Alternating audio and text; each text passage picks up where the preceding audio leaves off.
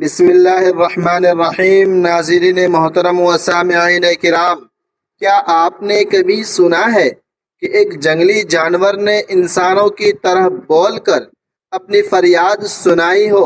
یہ واقعہ ہمارے پیارے نبی کریم صلی اللہ علیہ وسلم کی اس بے پناہ محبت کا ہے جسے سن کر پتھر دل انسان بھی رو پڑے۔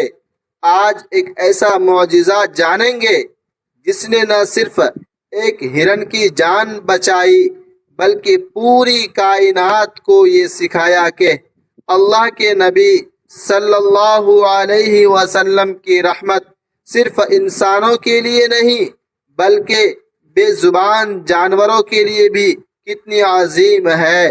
السلام علیکم ناظرین، آج ہم سیرت مصطفیٰ صلی اللہ علیہ وسلم کا ایک ایسا دل گداز واقعہ لے کر آئے ہیں جو روح کو جھنجھوڑ دینے والا ہے۔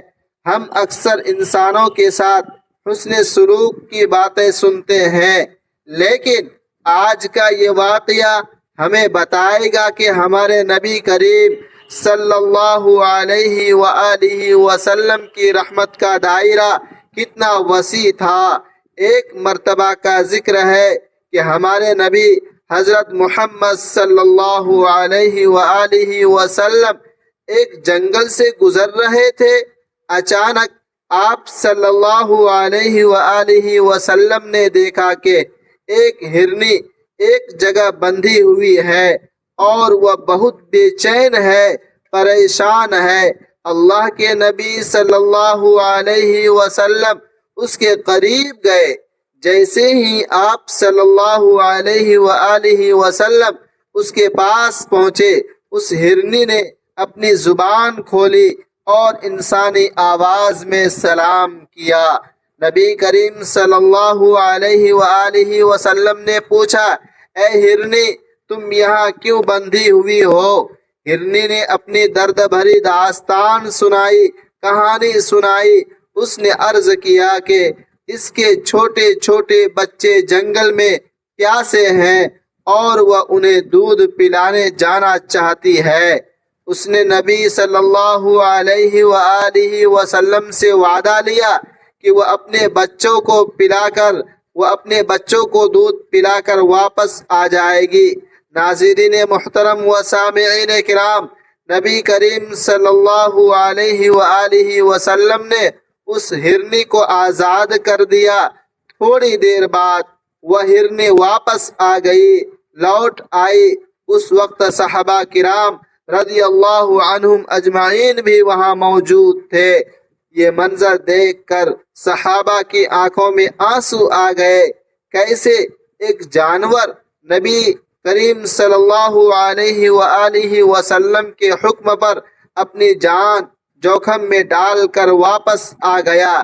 یہ صرف ایک ہرنی کا واقعہ نہیں بلکہ یہ نبی صلی اللہ علیہ وآلہ وسلم کی وہ روحانی کشش اور محبت تھی جسے بے زبان جانور بھی محسوس کرتے تھے۔